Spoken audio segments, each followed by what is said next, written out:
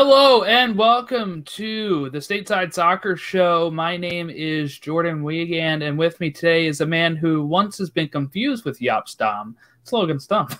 The hairline isn't that bad, is it? I've got some hair up there, and to be honest, I was looking for a picture to post with it, like a Vin Diesel. Picture, but I never got around to it because I was working. Yeah, I think Stu Holden posted John Strong today in relation to it, which was good. Bad day for bald people. Yeah, if you have not been made aware, FC Cincinnati have parted ways with Jaap Stam. He came in during the break before MLS is back last year. And what Logan was alluding to, of course, is when they made their post and posted the wrong guy, the wrong bald guy, when they welcomed Jaap Stam to FC Cincinnati. And that was embarrassing. So everybody made jokes of that. And he's relieved of his duties as of immediately today. So it worked out well for us to have something to talk about on the podcast, because otherwise we'd just be talking results. But this is a pretty big thing, because this is their fourth head coach in what? How many years? 3 years? 3 years, yeah. It was Alan Cook, is that how you say that? Ron Johns, and then Jaap Stam, all fired in 2019, 2020, and 2021. Yeah, that's crazy. Tom Bogert posted current openings in MLS. There's 3 GM positions: FC Cincinnati, San Jose Earthquakes, Houston Dynamo, and 5 head coaching positions: FC Cincinnati, FC Dallas, Real Salt Lake, Vancouver Whitecaps, and TFC.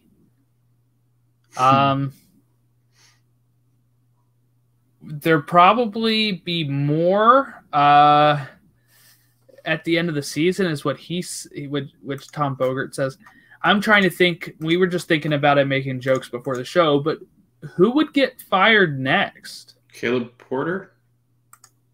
No. I don't think they've been that bad. They just won MLS Cup last year. I would say maybe Red Bull's manager. Yeah, Ty Ramos is still employed, isn't he?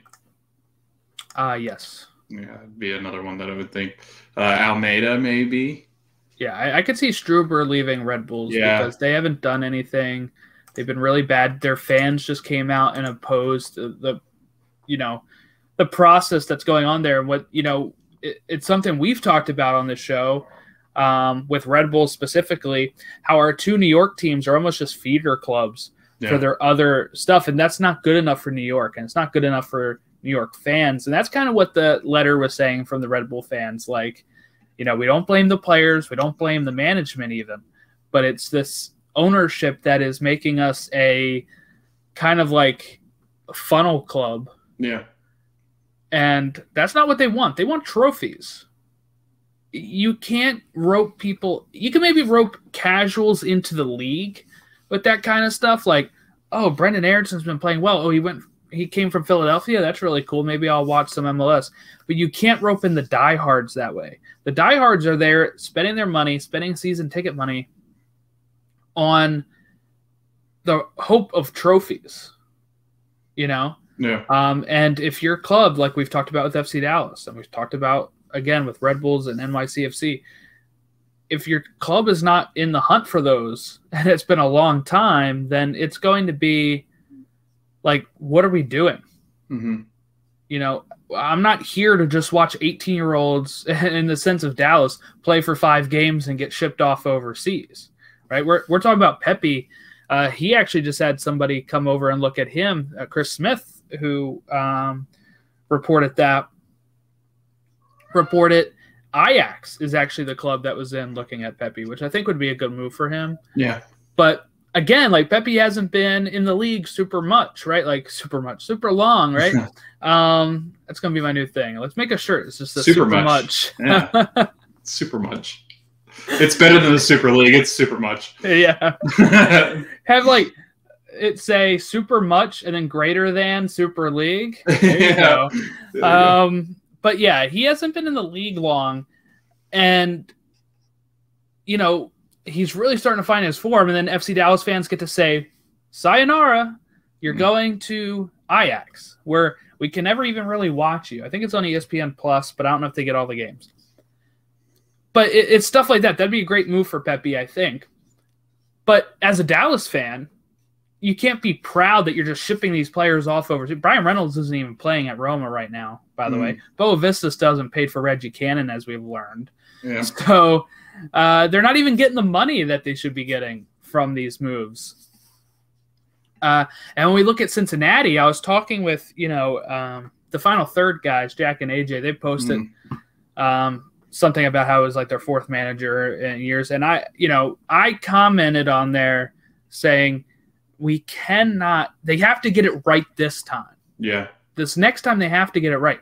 Cincinnati has a brand new stadium. They have a really good fan base that was there even in the USL days. But even in the USL days, they were winning and they were, going to US Open Cup knockout stages against Chicago and beating Chicago and stuff like that. That was uplifting, right? Mm-hmm. And now Nashville came in the league a year after them and is already one of the beasts in the East. They need to take a page. I know people say rebuilds can take a while, but if they can just look and see what Nashville did, I'm not saying it's easy to just, because everybody would just be doing it, right? But look at what they've done and try to go from there, right? Like some good DPs outside, which they brought in good DPs. I do think part of that is the coaching, that Jaap Stam hasn't been able to work those players in well enough. It could also be maybe next year we find out it's just actually they're not up to the level, I guess, right? Right. But right now you've had 36 points that FC Cincinnati has gotten under Jaap Stam after a year and a half, which is just not good enough. Our friends over at Cincy Soccer Talk said that, they give those point totals, and it's just mind-blowing to see that this club hasn't really put it together. I think next year we have to hope that they're not in the wooden spoon race, which is what we were talking about going into this year, right? Right. And then my point being is if we're in this position 2 to 3 years from now where they fire another coach or two and they fire their GM again and they're like, we're rebuilding again, then they failed. And at that point, the Cincinnati fans are probably not showing up to West End Stadium. I mean, what's your thoughts on this FC Cincinnati fiasco? So like you said, 8 wins, 27 losses, 12 draws, 36 points.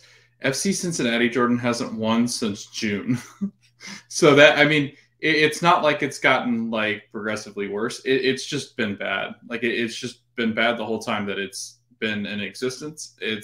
They're now going to play Toronto in the next match, and if Toronto wins that, they did beat TFC in September 11th. Did they? Yeah. Oh, okay, so this article must be. But I think that was their first win since then. Sorry, once. Sorry, they've won once since June.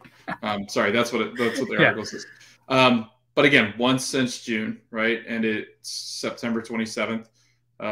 That's not good. Their star striker has 7 goals, and I think it's 20. I want to say it's 25 matches that he's played in MLS, which is decent, I guess, for a younger kid that's just starting out. He's 21. And that's been their biggest beef, was that they just didn't have enough in the attack. But if you come full circle, they've never been able to defend.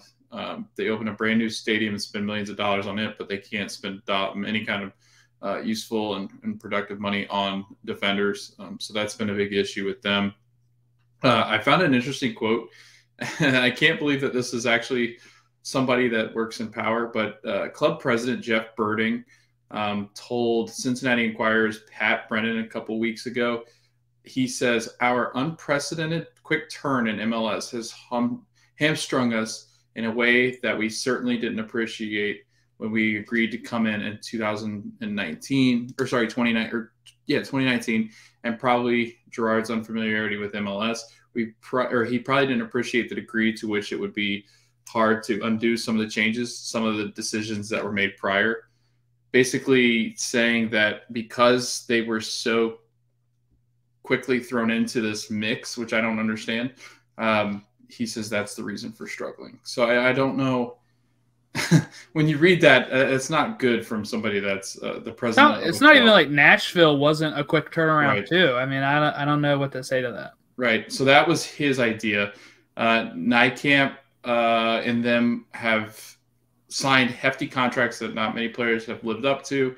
And then the article goes on to say that a MLS club's technical staff of another club said that the issue was that they always try to hit the home run and completely whiff.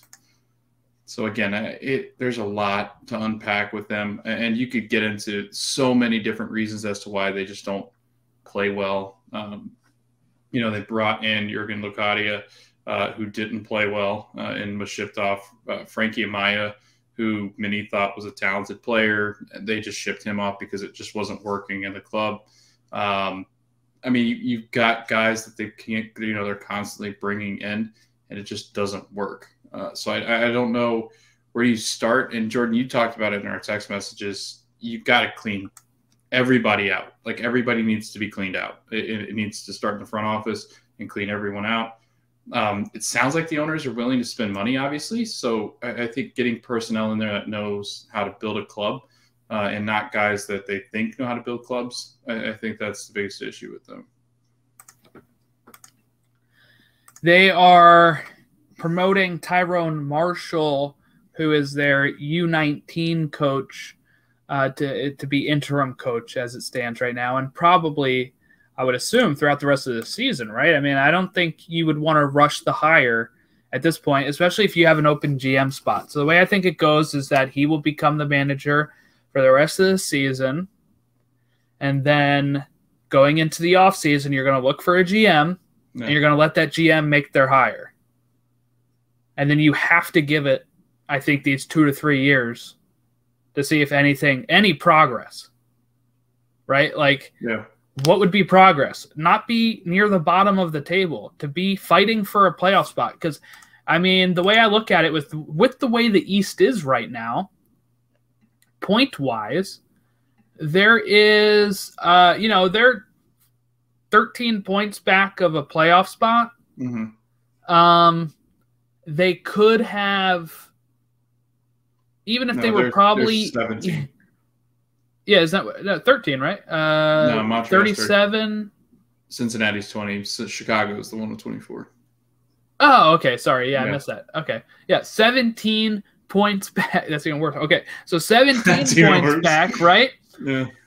So even if they were in the spot that, like, the Crew's in right now, where you're conceivably 4 points out, even though you're only 3 spots higher in the table or whatever, would be like an improvement, right? Like, because at that point you're still mathematically in it. You'd probably be playing a little better than you are now, but it just isn't the case right now. They haven't been able to have anything go their way. They might get the new manager bump, right? Which might be bad for Orlando, because Orlando faces them pretty quickly, right? In these last stretch of games. But it's not going to be enough, I don't think,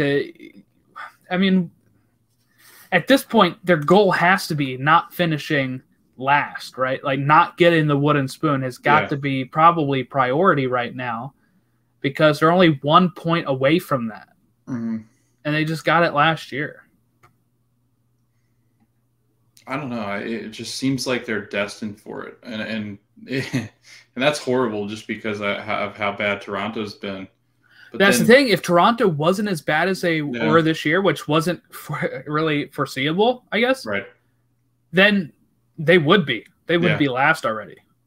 And they've got if you look at Cincinnati's slate, besides Toronto, they do have Red Bull, but then they have Philly, Orlando, which aren't going to be easy matches. They've got Chicago, who's been a roller coaster ride themselves, but still ahead of Cincinnati. Miami, who I think is a better team than Cincinnati, but then they go play Nashville, Philly, and Atlanta to end the season. So it ends poorly.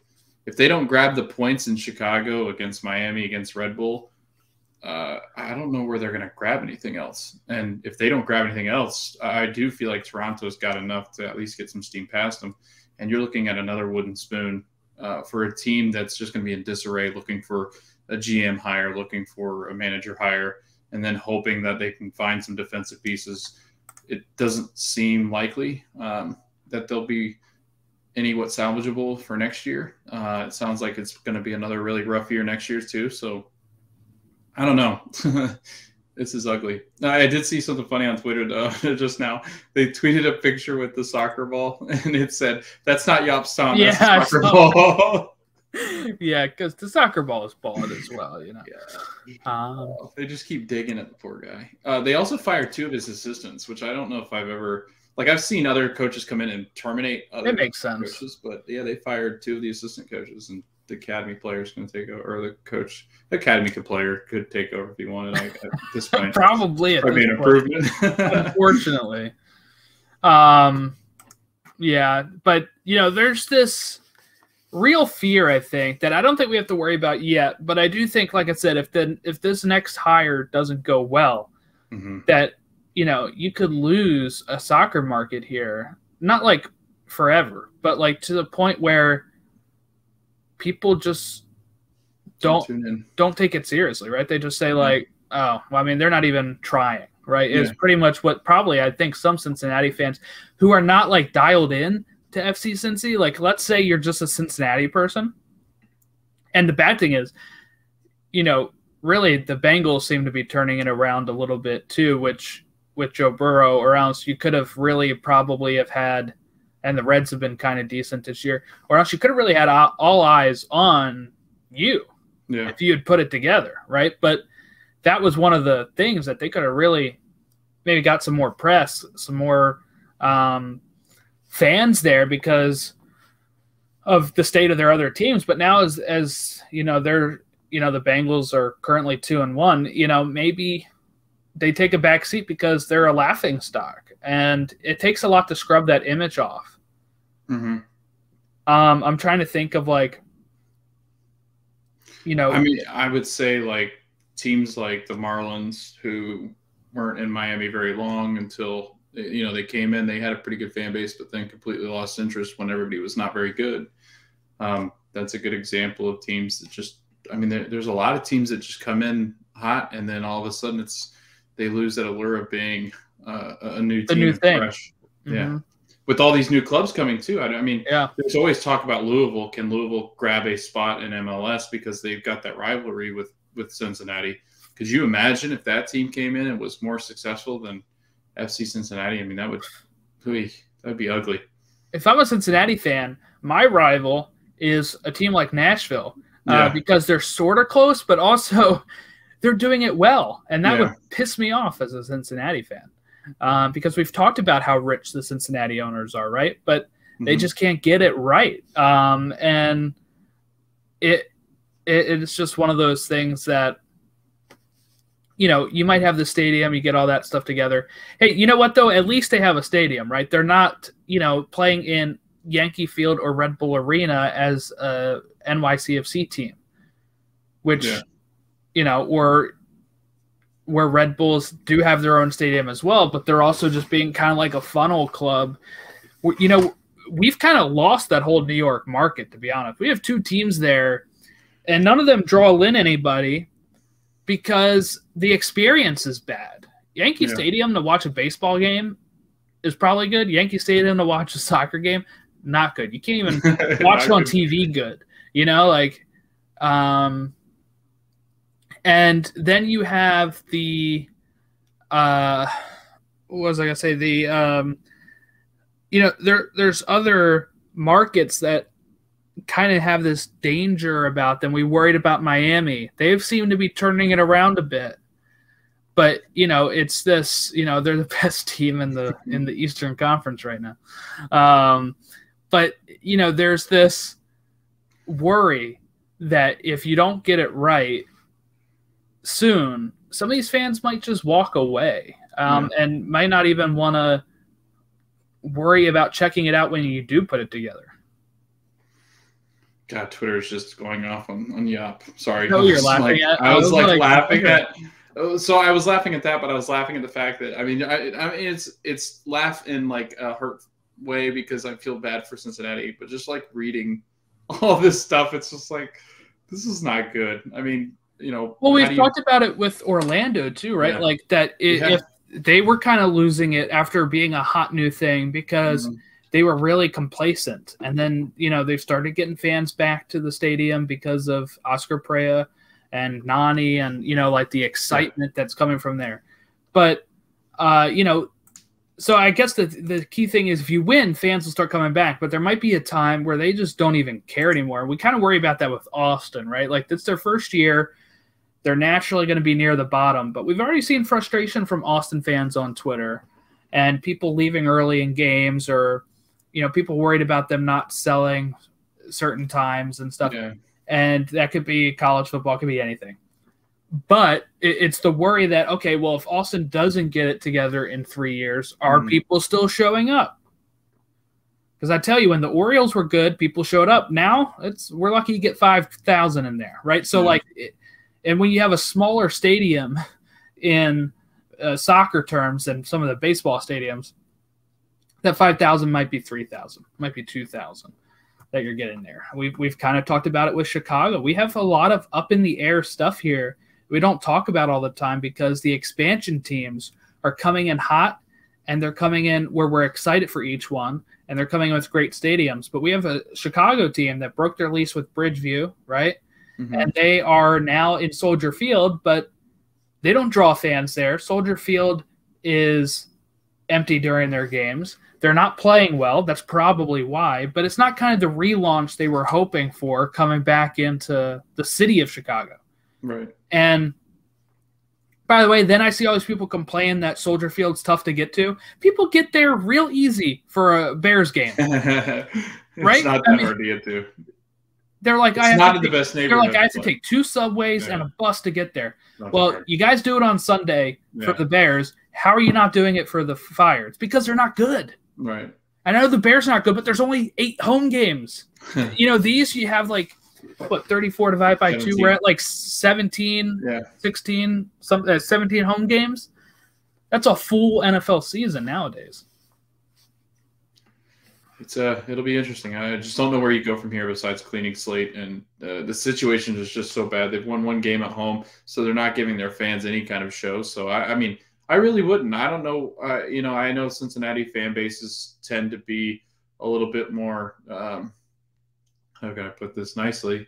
They will stick around and support their club through thick and thin because they've got a lot of thick that they've been through, and they've been really thin sometimes. So I don't know. It's a tough situation. When you look around the league, I can't name another franchise that's just been in a disarray like this since, unless you're talking about like a Miami or Chicago. So I don't know. It's a tough spot. It's tough sledding, and I don't think that Cincinnati has it in them, even with the team that they've got out there right now, to really have a skeleton of what could be a really good team next year, or a team that bounces back. They would need a lot of defense, and they would need a better midfield. They need better attacking players that can score more than 7 goals a season.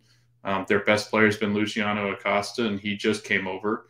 Other than that, Kubo has been a pretty decent player this year, but I don't know. It's ugly, and it's only going to get worse, I think.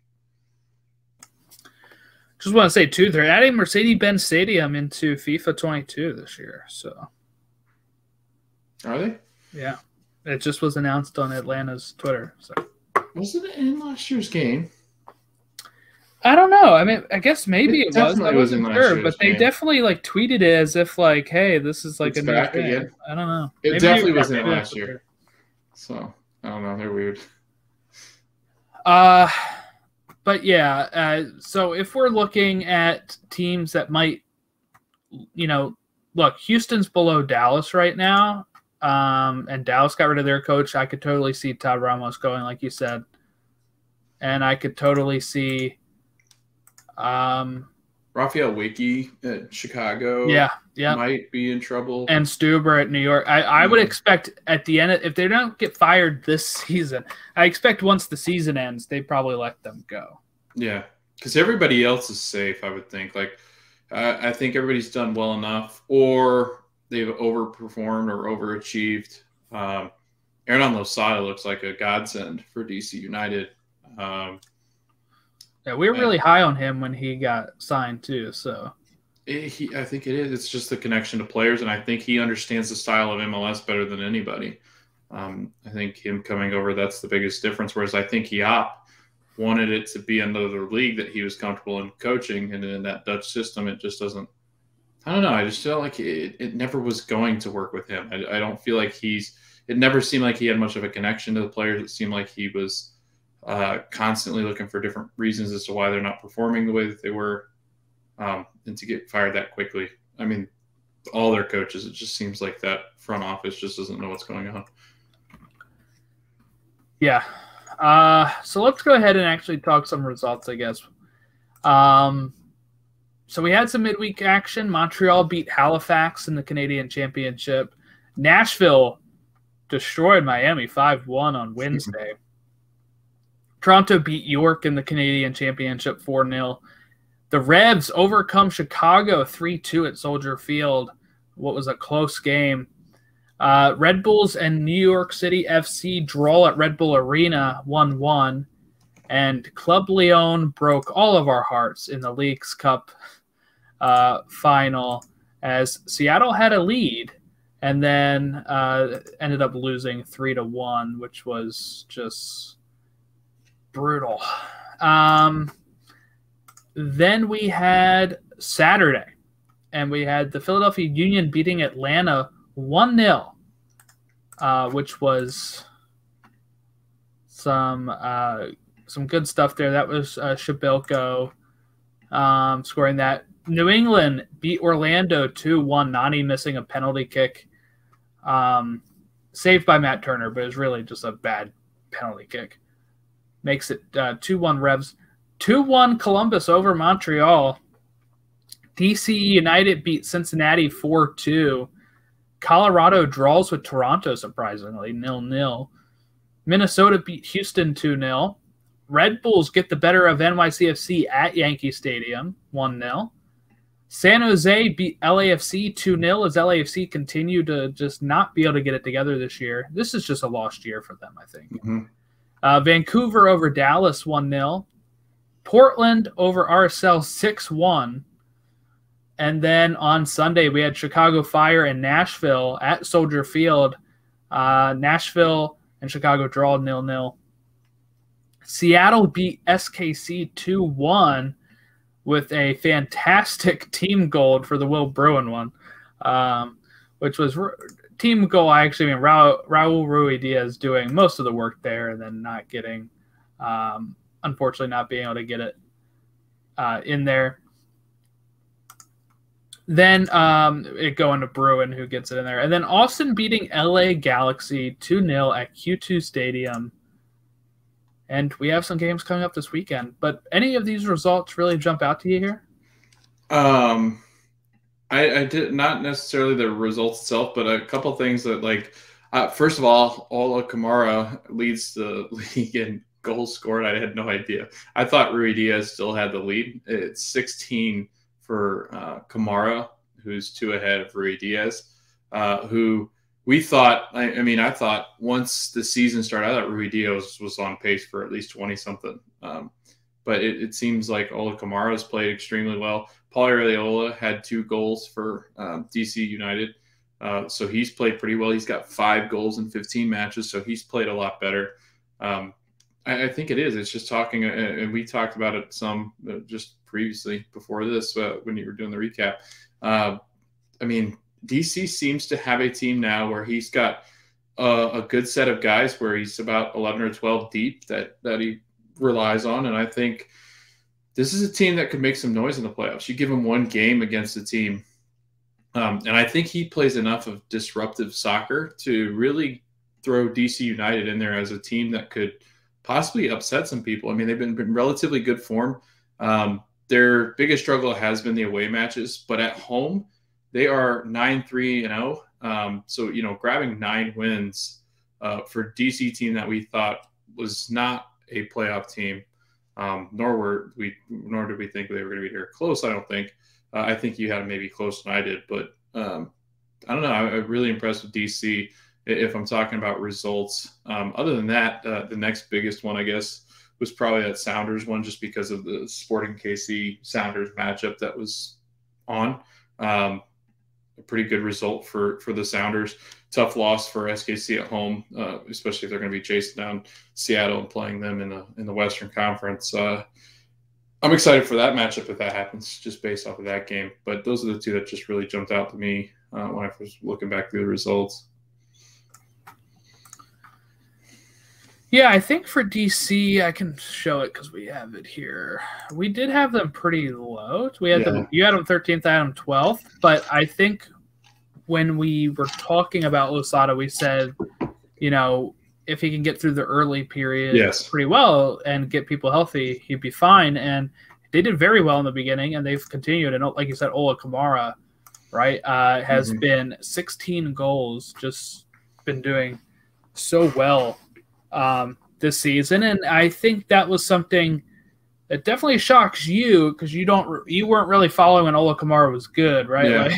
Like, he did have some bad seasons recently, but when he's hot, he can put the ball in the back of the net, which is what he's been doing. So I can say honestly, I remember saying that I was concerned about Ola Kamara when I was talking about DC, and you said, based on his past, if he does go off, he's going to go off. And he, sure enough, there he is. 16 goals. And like you said, having players healthy, like a Hamid who was not healthy at the beginning of the year has been a big thing. And Areola, Birnbaum was injured earlier. Yeah, Areola had been hurt. Flores has played extremely well. So, again, I think they've got a really good team, and man, does he seem to know how to play well with the players that he has. And really, he hasn't had much time to even add because he was a pretty late hire, if I'm not mistaken. Like, he was pretty late in the summer. I think he was one of the last ones. So to come in, and I know, that's right, because he was stuck with COVID stuff. So, like, he had to come over, get tested, come in late, and get this team playing well, and he's done so playing that Losada ball that they said that he would bring over here. Which has just been exciting because he just plays a different kind of style where he's going to get more attacking players forward. Not necessarily worry so much about the defense, but they've got a good enough defense back there with the Donovan Pines, with the Nazier, with Birnbaum playing well, Julian Gressel. So you've got kind of like that deeper midfield playing with those guys up front. So, yeah, I'm impressed with DC. Really been since May that they've turned it around. I was just looking. They won their first game. And then they had 3 straight losses. And then they were all away games, by the way. And then they had a win against the Fire. Then they lost against Orlando and Philly. Then they beat Miami twice. And then they start going on their roll there where they had, mostly wins and draws, just a few losses. Until August 15th through the 21st, where they had 3 straight losses. So they've been kind of at times hot and cold, but they've been doing pretty much as well as they can. They're second in goals per match, only behind the Revs, and tied with Nashville, but more, I think, because of their games that played or something. And then the other thing that struck me, I'm looking through their stats, right? Average possession, they're 22nd, 47.2. Their big chances created, they're 5th in the league with 47. Meaning when they have the ball, they're creating big chances, but they don't have much of it. So it's like that sock 'em, that counter-attacking, sock 'em in the mouth, throw everybody forward, defend in the back, and get the attack started with a Julian Gressel. So it's really fun just to watch them and have them playing that well. Would you say that they are? Would it be a disappointment if they don't make the playoffs after being in this the whole time? Because Atlanta's hot. Yeah. And they're coming up for it. Montreal's been pretty decent, but I think that, Columbus is only 3 points off of them. There's been times where Miami gets hot, but would you think it's overall a disappointment, or would it be something to, build off of going into next year? I mean, I think based off the positioning from last season, which I believe they finished 13th. Yeah, 13th. Obviously, it's improvement. So I think you take it as a good thing, but I do think it would be a bummer because you've been in those spots. I mean, they've been in that 6-7 spot, 8. They've been in those spots, and I think when you're this late in the season, it's seen more of them coming undone rather than performing well and making it through that next obstacle to get into the playoffs. I think that as a fan, I think you'd be pretty bummed because you've been up there all season and you played really well. You're scoring a lot of goals.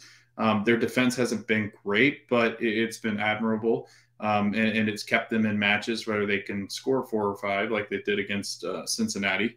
I think it would be a bummer. I think if I had to pick of the teams, obviously it's going to be DC in Montreal that I think are in some trouble just because of Atlanta coming up hot.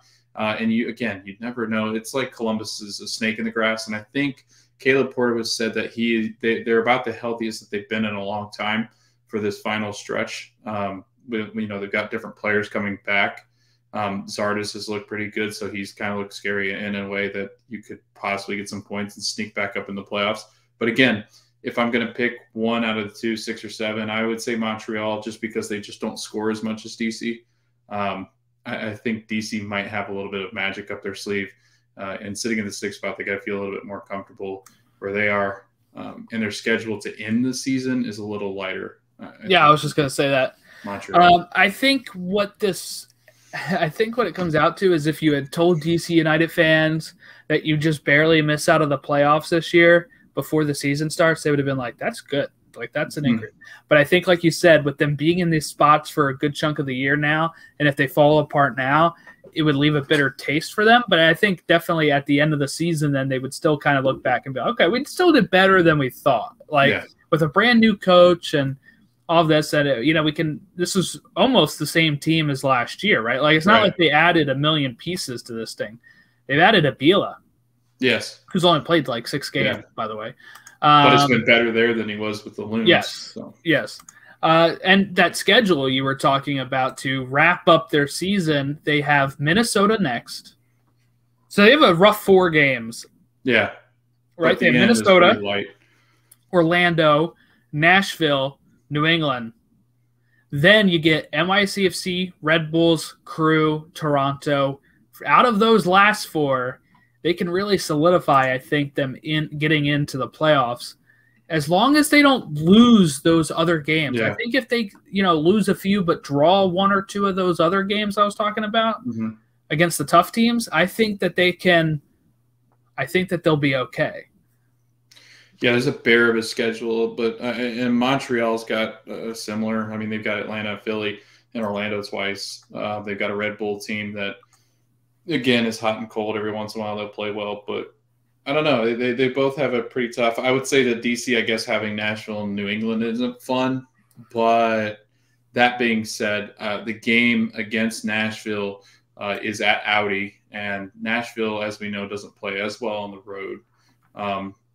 And I think playing against a New England team that's getting closer and closer to basically nothing really matters anymore. Just them collecting points. It's at Audi. Like, that's a game I think you come out for and are aggressive for. Whereas the Montreal one, I'm still a little bit iffy. They just don't score as much again as DC. Yeah. So DC can at least hang in there with some of the teams that'll score on them. Montreal has a harder time doing so. Here's the thing. I just said DC might want to draw a few of those games. Good luck. They have 4 draws throughout the season. They have 11 wins and 11 losses. So they're pretty consistent with winning or losing, and only here and there picking up a draw.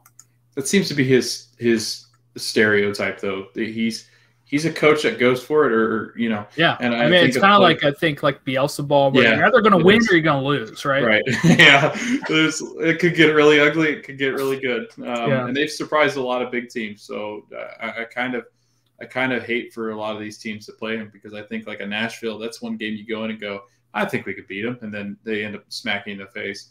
So I like DC, though. I'm excited to see what they do, and I'm excited to see what Montreal does, because we were so down on them to start the season. But yeah, it'll be an interesting fight for the playoffs there. Union moved up to 4th place after kind of flirting with falling out of the playoffs, but they've had 2 straight wins now. A win over Orlando, a win over Atlanta, and that has them, doing pretty well. The downside, right, is that they just cannot score as much as last year. Shabilko is their leading goal scorer with 9, and that's kind of the same issue with Orlando. Nani is their lead goal scorer with 9. Yeah. Orlando has lost 4 straight now, as they've lost to Atlanta, they lose to Montreal, Philly, and New England. That's a pretty tough stretch, though, too. I mean, that's a pretty tough stretch of games. But, Orlando, we all said before that I think they're going to be okay. It is a little worrying. They're at 38 points. They're only 1 point above DC and Montreal in 5th place. How are you feeling as we go into the end stretch here? Not good. I think a lot of it, like you said, is not being able to score. Having 37 goals. And again, this is a league that you should score quite a bit. But Orlando having 37 goals, I mean, that puts you pretty much bottom. They're still in like the top 10, but like you've got guys like FC Cincinnati, FC Dallas, Salt Lake, scoring more goals than you. And if you're looking to be a contender, which I thought they were start of the season, I thought that in the East they looked like one of the teams that was going to challenge New England. And I guess Nashville for those top 3 spots or whatever. But now, I mean, it looks like Philadelphia and Orlando kind of in the same issue where they can't score. They're having a harder time winning at home, which had not really been the case before. I think with New England, they hardly ever lose at home. Nashville hasn't lost at home. New York City's really tough to beat at home because they play on a makeshift baseball field. Where in Orlando, we've lost quite a bit at home, so it's not been easy. But again, I don't know. I'm concerned just because I know now if you look at it, if Atlanta gets hot, wins their games in hand, they could put Orlando in a really tough bind. As far as points wise, they could bring them all the way back down, and Orlando could end up missing the playoffs the way they're playing. So it's concerning. Yeah, it just hasn't really been good enough for Orlando. I think it's just the gruel of the season right now, right? Like, yeah, and playing with the same team. I mean, they really just didn't add much. They thought, okay, like this team played really well last year, and what did they go get? Well, Sylvester Vanderwater, who only plays when somebody's hurt. Chris Mueller has been a ghost. You've had injuries to AC Janssen. You've had injuries to, I think Pedro's the biggest injury, that spell that he had to miss. That's been huge because he was so. Pato has played like 5 minutes. Yeah. Pato played 5 minutes after looking really good. DK has been a ghost because he's been playing, nonstop. 36 years straight or something crazy. He did score though. He did score the other. He did. Yeah, but I mean, just all those factors in, and then they're not playing well at home, and home's their big thing, and that's been a big issue. And nobody in the MLS in the East wins on the road. Looking at these tables, except New England. Yeah, New England's the only one that like everybody else is. I think the highest is 4 on the road, and that's Miami. Miami's the second best team on the road in the East, whereas New England's won 8 on the road, which is why they're the cream of the crop, I guess. Yeah, I mean, look at it this way. New England got 35 points at home. Yeah. And they've got 27 points away. Right. Nashville has gotten 30 points at home, 15 away. Yeah. And then look at Orlando, 13 points away, 25 points at home. If you look at the West, like you said, you have like Seattle, 22 points at home, 26 points away. 26 points at home for SKC, 20 points away. They're Colorado Rapids even 24 points at home, 21 points away. Timbers have like 6, I think, 6 straight wins or something, which is the biggest stretch right now. Or hold on, they've gotten 1, 2, 3, 4, 5, 6. They've had 5 wins and 1 draw in their last 6 games. It's pretty good. Yeah. And they faced Seattle, Houston, Vancouver, Colorado, LA, and RSL.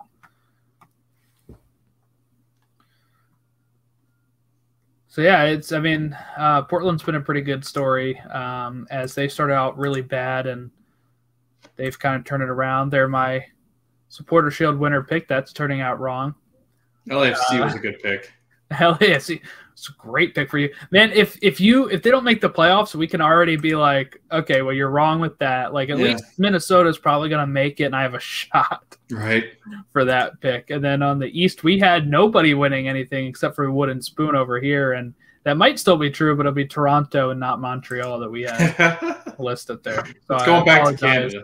Montreal. Yeah, it's still going to Canada so far, unless if this Jaap Stam less Cincinnati just continues to falter. So let's look ahead. Wednesday, we have Atlanta versus Miami at 7 o'clock at Mercedes-Benz Stadium. We have TFC versus Cincinnati at 7 o'clock at BMO Field. DC United versus Minnesota at Audi Field at 7:30. Montreal versus New England Revolution in Montreal at 7:30. Red Bulls versus Philadelphia at Red Bull Arena at 7:30. Chicago versus NYCFC at SeatGeek Stadium. That's Soldier Field, I guess. What is SeatGeek Stadium? That would be the Red Bull. Wait, no. What the heck? Why would Chicago not be at Soldier Field? Is that what they call Soldier Field now? That might be what they call Soldier Field now. I thought I was just looking at something earlier that definitely said Soldier Field. That's why I'm really lost. Hold on. See. Yeah, no, it is. I guess. SeatGeek Stadium? No, SeatGeek Stadium is in Bridgeview. It's the Bridgeview Stadium. Why would they be playing back at Bridgeview? That must be incorrect. Unless if there's a conflict of interest. Is there a Wednesday? What the hell would be on a There's Wednesday? No Wednesday football. A concert, maybe? They kicked them out. They're done. Like, you can't play at Soldier Field anymore. I will say, watching the New England game was god-awful with the lines every which way, and I couldn't tell. Oh, here we go. Okay, here we go. I looked it up. Chicago Fire announced on August 24th, by the way, so we were behind, that there's a conflict at Soldier Field due to the Chicago Bears schedule. The Fire will... Do they play Thursday? Yes, the Bears do. Wait, no. No, they don't. I have no idea. Anyway, the Fire is going to host NYCFC at SeatGeek Stadium in Bridgeview.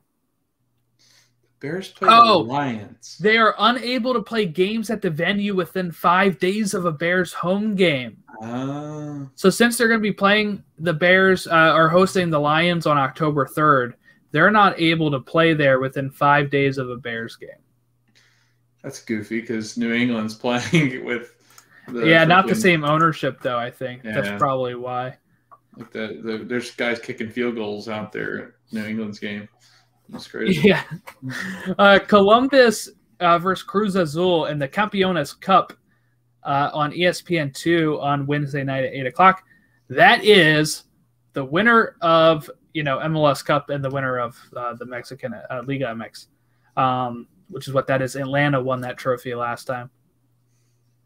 Dallas over SKC at 8 o'clock. Nashville versus Orlando at 8:30. Colorado versus Austin at 9 o'clock. Houston versus Vancouver at 9 o'clock.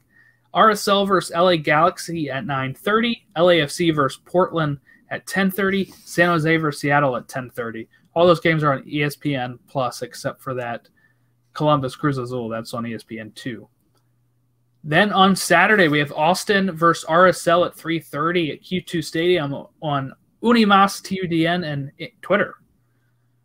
We have Montreal versus Atlanta at 7 o'clock in Montreal. Cincinnati versus Red Bulls at TQL Stadium, 7:30. Orlando, DC at 7:30 at Exploria. Dallas and Minnesota at 8 o'clock. Vancouver and San Jose at 10 o'clock. Then on Sunday, NYCFC versus Nashville at 12. SKC versus Houston at 4. That's Unimas TDN Twitter. Philadelphia Union versus Columbus at 4 o'clock. Toronto, Chicago at 4.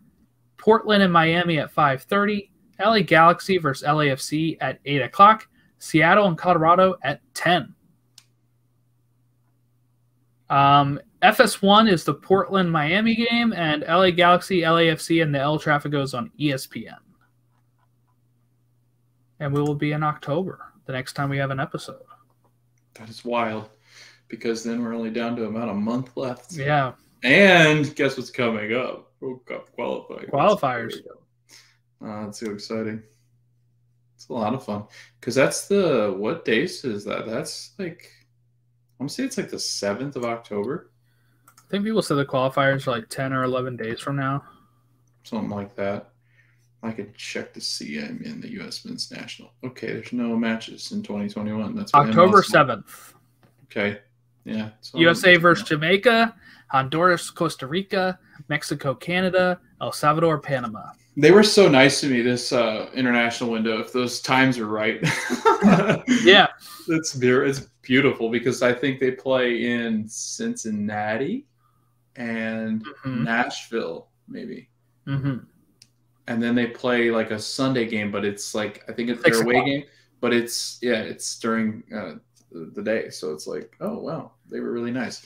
As to like, MLS this Wednesday was brutal to me. All those games are at like 9 and 9:30. I'm like, can't watch any of those.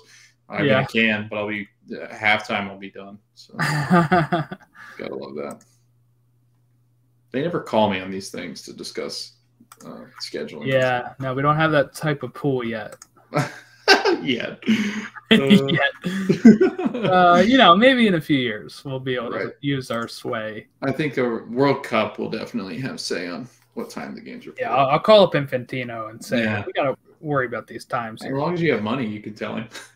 Yeah, not enough money. This podcast has only made us like $6, right? So hey, don't tell people, man. They gotta know we're rich. We're gonna stop listening. Yeah, stop paying our bills. So that about wraps us up. Any other things that stuck out to you or any news that we didn't cover, you think? Nothing crazy. Bob Bradley's contract ends soon. I do know that. Yes. They were wondering. Will he go to Cincinnati? Yes. If he'll go to Cincinnati. No. And that's a no. Then they were wondering if this window doesn't go well, then he's always going to have that, hey, could Bob Bradley manage the U.S. Men's National Team? Which I'm still going, no. Because I just don't know. I don't know if his methods work anymore. Like with that team. Like, I don't know if he could coach that team. That team seems, the team seems a little, I don't want to say fragile, but fragile. I would have loved to see how he would handle the Weston McKinney. Yeah. We need that the We Are LAFC show or whatever, but we need the U.S. men's team show with Bob Bradley just dropping F-bombs at Weston the whole time. Weston's already on the plane back to Italy. Yeah. After the first training. But you can follow us on Twitter at Stateside Show, Instagram at Stateside Show, Facebook.com/ you guessed it, Stateside Show. Email.com. Email us. That's another shirt idea there. Email stateside@gmail.com. And we will catch you next time. Thanks for hanging out.